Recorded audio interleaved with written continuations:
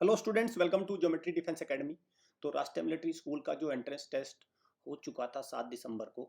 अब उसमें क्या है कि बहुत सारे बच्चों के डाउट आ रहे थे कि सर एक ऐसा वीडियो हमें मिल जाए कि जिसमें पता चल जाए कौन से क्वेश्चंस में हम चैलेंज कर सकते हैं, जिससे हमारे 2-4 नंबर बढ़ जाएंगे। और आपको पता है एक एक नंबर की बड़ी इंपॉर्टेंस होती है।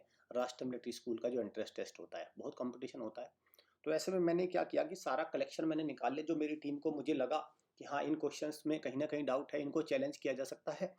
और देखो इसमें एक बात और मैं बता दूं, चाहे कोई बच्चा किसी क्वेश्चन को चैलेंज करे या ना करे, अगर पूरे भारत में किसी एक बच्चे ने भी चैलेंज कर दिया तो वो सब पर लागू हो जाएगा। समझना, ठीक है भाई। वो ये नहीं है कि उसी बच्चे पर लागू, वो सब पर लागू हो जाएगा। लेट अस सपोज किसी बच्चे ने कहा कि भाई बी ऑप्शन नहीं है सही, इसका इसका सी ऑप्शन है, और कल को वो मान लिया गया हाँ भाई सी ऑप्शन सही है, तो सब बच्चों को उसमें मार्क्स अलॉट होंगे। ऐसा नहीं उसी बच्चे को अलॉट होंगे। तो ऐसा एक तो ये वाली बात हो गई। दूसरी वाली बात ये भी है कि इन्होंने पैसे रिफंड करने के लिए भी बोला है, ठीक है।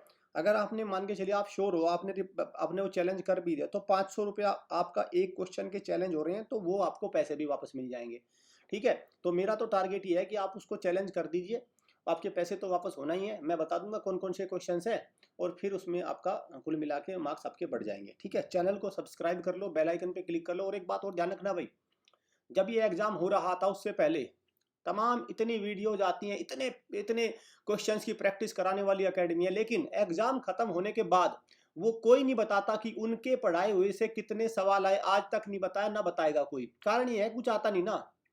शुरुआत में पेपर से पहले पूरा ज्ञान, पूरा। अब एक वीडियो नहीं आई किसी की भी कि ये बता दें कि कितने क्वेश्चन को चैलेंज किया जा सकता है, क्योंकि पता ही नहीं। मैं तो बार बार कहता हूं, जैसे पेपर खत्म हुआ, कोई रेस्टोरेंट होता है और उसमें अपना पार्टी चलती है, बस इनकी यही कहानी है। तो इसलिए बच्चों को ध्यान रखना कि एग्जाम से पहले का समय क्रूशियल होता है, उसको बर्बाद नहीं करना, उसको आपको प्योर कंटेंट पढ़ने में लगाना है। अपने नोट्स से रिवाइज करो, इससे अच्छा। तो देखो ये देखिए यहाँ पे, ये NIELT की तरफ से आया सबमिशन ऑफ ग्रेवेंसीज। जो ये है वो कब से होगा भाई, वो 17 दिसंबर तक है। 12 से लेके 17 दिसंबर तक भरा जा रहा है। ये सारी चीजें हम दिखा चुके हैं, कैसे भरना है, क्या क्या करना है। लेकिन इस वीडियो में मैं आपको बताऊंगा कि क्या क्या चीजें, कौन कौन से क्वेश्चंस में क्या क्या मिस्टेक बन रही है। देखो, और ये सारी चीजें मैं सेट सी के हिसाब से दिखाऊंगा। मैं क्वेश्चन ले आऊँ तो क्वेश्चन आपको ढूंढ लेंगे आपके एग्जाम में कौन सा, आपके उसमें कौन सा क्वेश्चन है। मैंने सेट सी के अकॉर्डिंग दिखाया है, ठीक है। अंग्रेजी में क्या है, हिंदी में क्या है, इसमें क्या क्या दिक्कत है, ठीक है। और चूंकि मैंने ये सेट सी के अकॉर्डिंग दिखाया तो आपके हो सकता है आपका सेट अलग हो, लेकिन क्वेश्चन तो सेम रहेगा ना। तो क्वेश्चन सेम रहेगा तो आप क्वेश्चन को ढूंढकर उसको आप अपना डाउट दूर कर लेंगे। सबसे पहले हम ये देखते हैं, ये क्वेश्चन देखते हैं अंग्रेजी का। ये कौन सा है भाई, अंग्रेजी का है। सेट सी के अकॉर्डिंग ये क्वेश्चन नंबर 40 है। सेट सी के अकॉर्डिंग क्वेश्चन नंबर 40 है। ये क्या क्वेश्चन है, convert the following sentence into active voice. Active voice में इसको कन्वर्ट करना था। The homework was completed by the student yesterday, तो ये पैसिव वॉइस में है।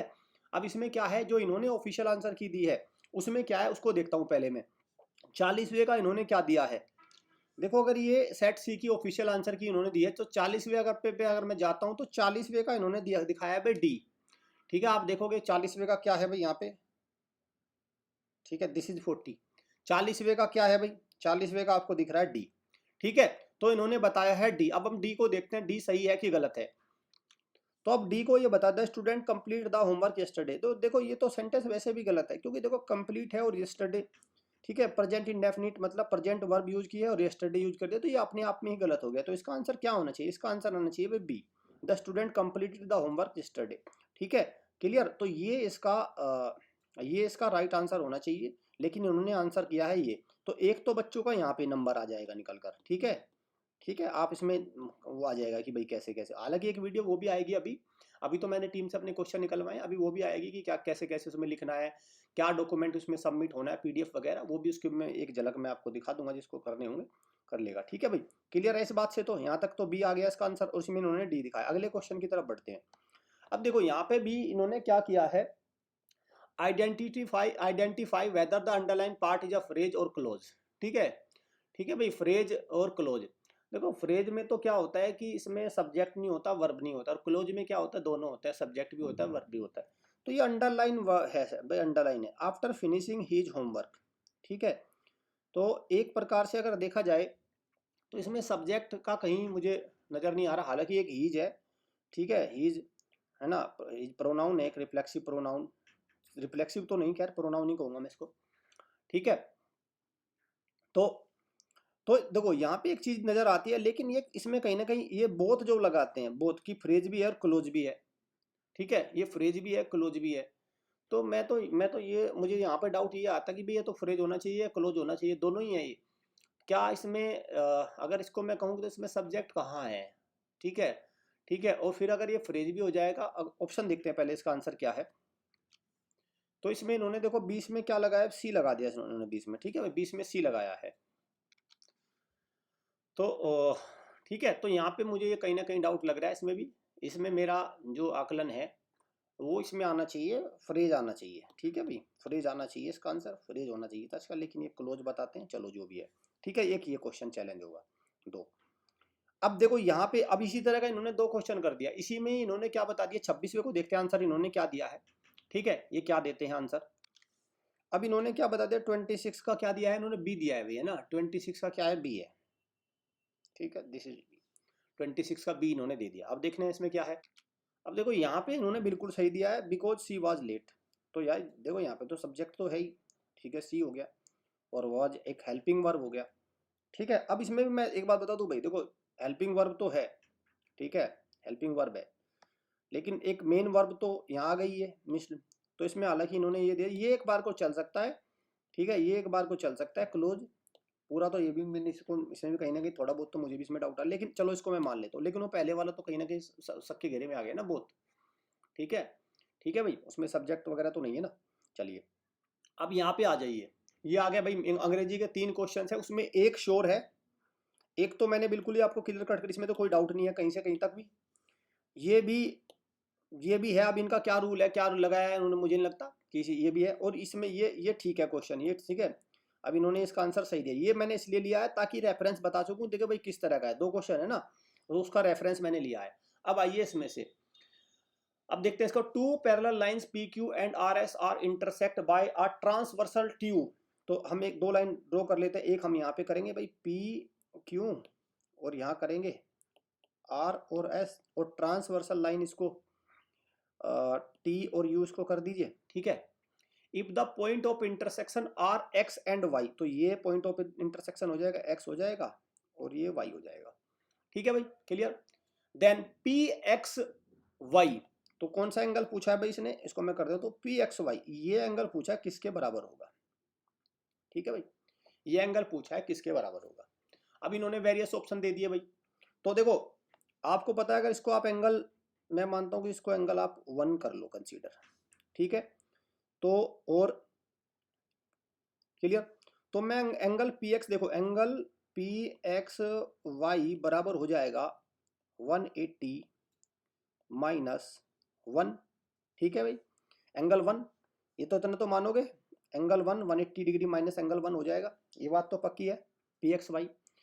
और ये एंगल किसके बराबर है, ये वाला, जब जब जब पैरेलल लाइन, तो ये वाला एंगल इसके बराबर है, तो मैं ये कह सकता हूँ 180 माइनस, ठीक है भाई, 180 माइनस वाई, एंगल वाई कौन सा है भाई, एंगल वाई है आपका एस वाई एक्स भी है क्या, आर वाई एक्स है, आर वाई एक्स, हाँ एंगल आर वाई एक्स हो जाएगा, तो आर वाई एक्स, ठीक है, एक तो एंगल आर वाई एक्स हो गया। एक तो ये तो इन्होंने ऑप्शन दे ही रखा है, ये तो इन्होंने ऑप्शन में दे रखा है ना, ऑप्शन भी देख लेता हूँ इन्होंने क्या दे रखा है। देखो ये 127 में इन्होंने सी दे रखा है, ठीक है भाई, 127 में इनका ऑप्शन है सी। चलिए अब देखते हैं उसको पीछे, तो ये तो इसका आ ही जाता है एक तो निकल कर, ठीक है। लेकिन अब 180 minus 180 minus S U S why you,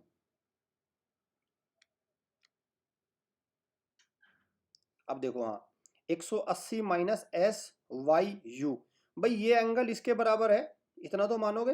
तो ये पहला ऑप्शन भी तो सही है, ठीक है भाई, ये एंगल तो वैसे भी इसके बराबर ही, ये दोनों एंगल बराबर है, तो ये भी ऑप्शन सही हो जाएगा, तो ए भी इसमें सही है, ठीक है। 90 माइनस, चलो इसको तो हटा दो, ठीक है, और ये तो है ही नहीं, तो इसमें एक ऑप्शन और निकल कर आ रहा है, वो that is option number A, ठीक है भाई, ऑप्शन नंबर ए भी सही है और ऑप्शन नंबर सी भी सही है। तो इसमें 2 ऑप्शन बनेंगे, ए और सी, राइट। इसमें कितने बनेंगे भाई, ए और सी बनेंगे, जिस बच्चे ने ये मार्क किया उसका भी सही है, जिस बच्चे ने ये मार्क किया उसका भी सही है। हालांकि जिसने ये मार्क किया, ये मार्क किया, उसको फुटी कोड़ी नहीं मिलनी, ठीक है ना, मैं कहता ही आया हूँ लगातार कि 2 कौड़ी की तैयारी कराने वालों को अब इसमें फुटी कोड़ी नहीं मिलनी, ध्यान रखना भी बच्चों। देखो कई बार मेरी बात को ना पेरेंट्स ना, कुछ बच्चे ना उसको गलत वे में ले लेते हैं। नहीं, मेरा उद्देश्य किसी को ह्यूमिलेट करना नहीं रहता, लेकिन जो भी एकेडमी बच्चों को अच्छी तैयारी नहीं कराएगी उसको मैं छोड़ूंगा नहीं। उस पर उनको कुल मिला के ये है कि उनका मुझे, उनके लिए मेरे पास कोई अच्छे शब्द नहीं है, कोई मीठे मीठे शब्द नहीं है। भाई क्या करूं, बच्चों का जब करियर देखो, जब उस बच्चे पर ही बीतती है, हम भी देखते हैं बच्चे रोने लगते हैं जब एग्जाम के बाद आते हैं ना। मैंने देखा है कि जब बच्चा बहुत मेहनत करता है, उसका एक क्वेश्चन भी गलत होता है, उसके आंसू भी हम देखते हैं, फिर उसके पेरेंट्स का दुख भी हम समझते हैं। ठीक है, तो आप मुझसे उम्मीद मत करना, हमारे चैनल से मैं बार बार कहता हूँ कि सिंसियर पेरेंट्स और बच्चे ही जुड़े। बच्चे तो खैर नॉन सिंसियर भी जुड़ सकते हैं, बच्चों के लिए सब माफ़ी है, लेकिन पेरेंट्स से मैं यही कहूँगा जो सिंसियर है अपने बच्चों के प्रति वही जुड़े। बाकी नहीं तो दुनिया बहुत बड़ी है, गोल पूरा भारत पड़ा है, कहीं भी आप जा सकते हैं, पूरी ब्रह्मांड पड़ा है, बस हमें बख्शिश दीजिए। ठीक है भाई, चलिए अगले क्वेश्चन की तरफ बढ़ता हूँ।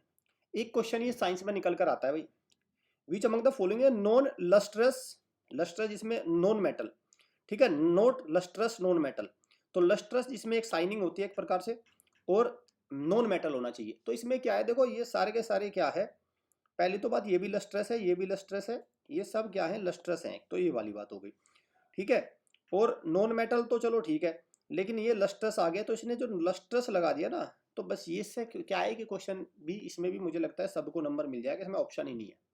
ठीक है, ऑप्शन ही नहीं है इसमें, सबको, इसमें ऑल को सबको मार्क्स मिलेगा, ये क्वेश्चन ड्रॉप होगा, एक यहाँ पे आ गई। ठीक है, तो मुझे तो ये क्वेश्चन दिखाई दिए, तो एक तो मैं ये कह सकता हूँ सबको मिल जाएगा, एक दूसरे पे इन बच्चों को मिलेगा 2, एक मैं इसमें आ रहा हूँ 3, और एक ये तो श्योर है, मतलब इसमें भी उसको मिलेगा भाई। देखो यहाँ पे अब कुछ बच्चों ने मान के चलो ये मार्क कर दिया, नहीं उसको नहीं मिलेगा। अब ये क्वेश्चन गलत नहीं है, सिर्फ इसमें आंसर की में गलती है, बस ये आंसर की में गलती है, जिसने ये लगाया उसको मार्क्स मिलेगा। ठीक है, तो पूरी मैंने आपको ये दिखाया। अब मैं आपको एक काम की बात और बताने जा रहा हूँ, ध्यान से सुनना भाई, ध्यान से जरा सुनना। देखो ये बच्चे हमारे आरएमएस में कक्षा 9 के पेपर देने गए थे, अगर पूरे ये 16 बच्चे पेपर देने गए थे, कल को रिजल्ट आएगा इसमें से ही आएगा। अगर भारत में कोई और ये पेपर देने जाता तो मैं कह रहा हूँ 16 की जगह 160 कर दो, एक सिलेक्शन नहीं होना। मैं सच बता रहा हूँ आपको, ये सच्चाई है। ठीक है, वो तो हमारा रिजल्ट बताएगा कितने सिलेक्शन हो रहे। ये कक्षा 6 का, ये 47 बच्चे पेपर देने गए थे, और देश का ऐसा करने वाली पहली अकेडमी बन गई है, जिसमें जो सिलेक्शन होगा आप खुद देखेंगे। अगर ये कहीं और होते तो मुश्किल से एक सिलेक्शन होता, या वो भी नहीं होता, वो भी बाहर हो जाएगा, वो भी खत्म हो जाएगी कहानी। ठीक है, लेकिन यहाँ पे हम देखेंगे कितना हमारा सिलेक्शन रेशियो रहता है। ये यूपी सैनिक स्कूल का जो एग्जाम है 28 दिसंबर, उसके रोल नंबर है, ये बच्चे पेपर देने जा रहे हैं, कक्षा 9 के 13 बच्चे। अगर ये कहीं और से जाते तो एक आध सेलेक्ट होता, और ये कहीं और से जाते तो 2-3 सेलेक्ट होते, वो भी कहानी खत्म है। और ये बच्चे 54 बच्चों की लिस्ट है क्लास 6 की, जो ऑल इंडिया सैनिक स्कूल विद एप्लीकेशन नंबर मैंने डाल दिया। देखो सैनिक स्कूल में क्या होता है, समझिए बात को, पूरी एक पीडीएफ आ जाती है, और पीडीएफ में क्या होता है कि कुछ देखो सीधा आप एप्लीकेशन नंबर डालोगे और हमारे बच्चों के मार्क्स पता चल जाएंगे। ठीक, मेरा मानना ये है कि मैंने इस तरह की लिस्ट, पता है बच्चों क्यों जारी की है, पेरेंट्स को बता दूं क्यों जारी की है भाई। मैंने इसलिए जारी की है, कल को ज्योमेट्री डिफेंस एकेडमी का किसी को भी रिजल्ट देखना है कि कैसा पढ़ाती है ये एकेडमी, तो फिर उसको फोन करके पूछने की जरूरत नहीं है, ये लिस्ट रखेगा और फटाफट से सर्च करेगा इनको, और 15 मिनट में सारा निचोड़ सच्चाई के साथ निकल कर आ जाएगा, और वो देख लेगा कि हाँ भाई इस एकेडमी में दम है। मैं कहता हूं अगर ये 54 बच्चों में से कहीं 2-4 बच्चे भी सेलेक्ट हो जाएं तो बड़ी बात मानी जाती है, अगर 4 बच्चे भी सेलेक्ट हो जाए। लेकिन आप बताएंगे, मैं नहीं बताने का, मेरा तो ये है कि मैंने तो सब बच्चों को बहुत अच्छी पढ़ाई कराई है, मेरे लिए तो सब बच्चे सेलेक्ट होने चाहिए। मैंने तो पूरी ताकत लगाई, हमारी टीम ने पूरी ताकत लगाई है, सब बच्चों के अच्छे मार्क्स आने चाहिए, मेरा तो ऐसा अनुमान है। लेकिन फिर भी जो रिजल्ट आएगा आप देखेंगे अपनी आंखों से। ये 9th के बच्चे हैं हमारे ऑल इंडिया सैनिक स्कूल में। तो मैं लगातार एक रिक्वेस्ट कर रहा हूँ कि भाई देखो, जब भी किसी एकेडमी में बच्चे पढ़ने जाते हैं तो वो एकेडमी लिस्ट नहीं डालती अपनी। क्यों नहीं डालती, मुझे आज ये समझ में। वो खुद कहते हैं हम इतना अच्छा पढ़ाते हैं, सब कहते हैं कि हमने इतना कर दी मेहनत, इतनी कर दी बच्चों के साथ। अरे हम भी कह रहे हैं आपने कर दी, मैं भी कहता हूं, सब कह रहे हैं आपने कर दी। जब आपने कर दी तो आप एक लिस्ट डाल दो ना, मैं देख लूंगा कितनी कर दी। अब हमने ये लिस्ट डाल दी और हम कहते हैं कि हम बच्चों को दिन रात पढ़ाते हैं। अरे कल को देख लेगा पेरेंट कितना पढ़ाते हैं। अब एक बात देखो ना, ये 9th के बच्चे हैं, लेट अस सपोज इसमें से 19 बच्चों में से मैं कह रहा हूं 2 बच्चों का भी सिलेक्शन हो गया, 2 बच्चों को भी ज्वाइनिंग लेटर मिल गया, तो इसका मतलब ये है कि भाई 10% सिलेक्शन रेशो हो गया। इसका मतलब कुछ तो कराया है, 4 का हो गया और अच्छा कराया, 5 का हो गया और अच्छा कराया, 10 का और अच्छा हो गया। ठीक है, तो कहीं ना कहीं कुछ तो कराया है। लेकिन ज्यादातर आप विश्वास नहीं करेंगे भाई, इतना बुरा हाल है 9th का तो, कि इनमें से अगर कहीं और होते ना, एक बच्चे का ज्वाइनिंग लेटर नहीं आना, बस वो लिस्ट डाल दे बस। अब होता क्या है, बाद में क्या करना है इधर उधर से रोल नंबर उठाने हैं, वो लगा देने हैं और एक एक रील बना देनी है कि हो गए, बना दिया इतिहास, रच दिया इतिहास, जीत लिया युद्ध, है ना, चला दिया गांडीव। पता नहीं कितने तरह की टैग लाइन है आजकल, एआई से ढूंढ के और उनको लगा दो और कर दो गुमराह। बस यही खेल है। इससे मैं दुखी आ चुका हूँ और मेरा उद्देश्य है बस, मुझे पेरेंट्स का, बच्चों का साथ चाहिए। मुझे इसका काम तमाम करना है इसका।